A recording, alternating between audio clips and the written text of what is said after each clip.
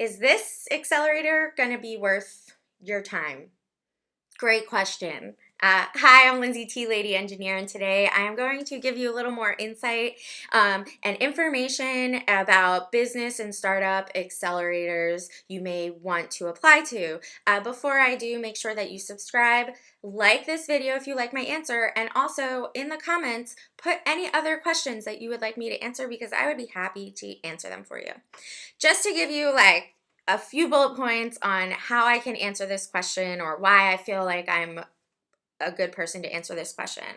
First and foremost, in 2005, I went to Silicon Valley with a twinkle in my eye and executed the startup blueprint to a T, hacked away on the weekends, looked for tech co-founders, had my product ideas and products written up in TechCrunch, SFGate, NBC Bay Area. I also was on the top 5 of business plan competitions. And I will just tell you from 15 years in the startup world, that blueprint is all wrong. So you should be skeptical before you kind of put all your eggs in one basket of an accelerator. I also worked for Gust, which is an online platform that angel investment groups and accelerators use to go through people that apply for funding. So I have that year and a half or two of research and insight in the industry. I also was hired by Techstars EdTech 1 year to teach product and UX to every single one of their startups for 8 weeks. So I have that in my experience on my resume. I volunteer and do talks for Temple University's Innovation Entrepreneurship Institute, and lots of my clients work with me and end up being able to get into these accelerators because we've figured out fundamental things first. So I see value in them, but value for very specific reasons. Okay. Now, if you've done any little bit of research online, you'll know that most accelerators have the reputation that the content is just okay, but really it's the networking and fundraising that can be really helpful. In my own market research, a lot of people are going into these accelerators because they just want the peer support as well. And so those are all really good reasons. You just need to go into the accelerator with the right mindset.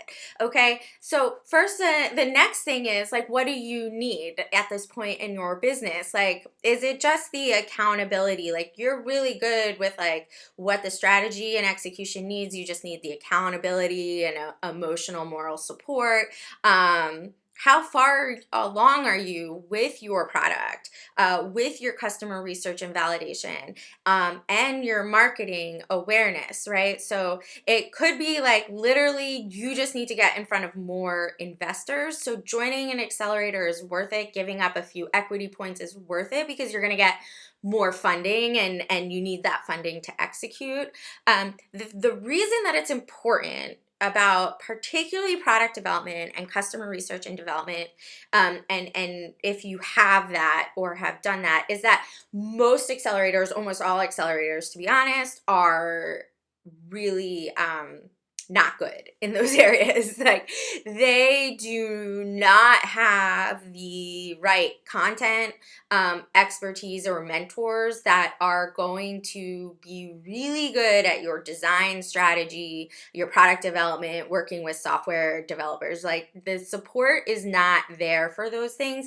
And I will tell you the one thing you need to know to understand why.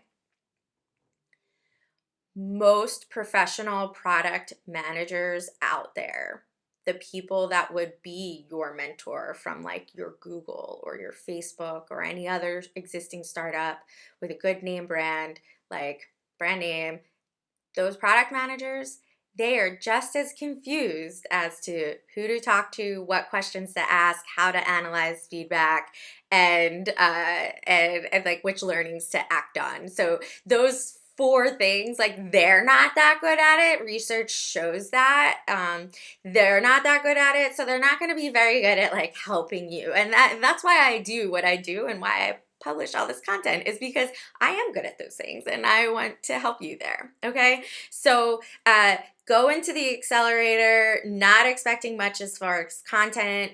know what they are good at. So some accelerators are really only going to focus on your pitch deck and your fundraising strategy and introducing you to investors. And that's fine. That's great. That stuff is hard and difficult, and investors are elusive. They don't all want people contacting them. That being said, you're going to have a lot of smart people surrounding you in that accelerator, and smart people love to give advice on things that they're not actually experts on.